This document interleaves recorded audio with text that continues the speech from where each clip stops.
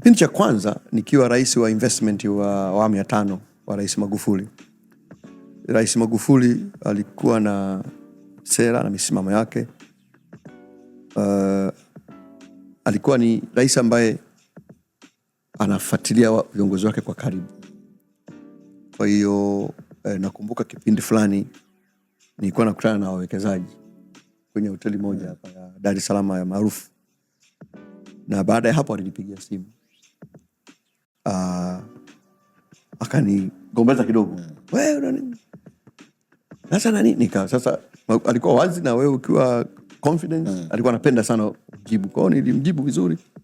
Nikamwambia Mheshimiwa Rais, tena kidogo kwa tani, nikamwambia Mheshimiwa Rais, unajua hawa wawekezaji siwezi kukutana nao Manzese. Hawa lazima nikutane naye kwenye hizi hoteli. Maeneo yao ndo haya Hyatt, Serena ndo wanapopatikana hao. Kwa hiyo nilikuwa hawa tumekutana nao, kwa nimemweleza na haina cost. Of course. Haina cost. Kwa hiyo alisema vizuri, uwe makini bana. Kwa hiyo wakati ule ulikuwa lazima ufanye very careful balancing. Kwa hiyo unatakiwa nchi, wakati ule Rais Magufuli ameingia, kulikuwa na changamoto ya kutokuaminiana kwa kiasi kubwa kati ya serikali na sekta binafsi ya uwekezaji wakati rais akiwepo.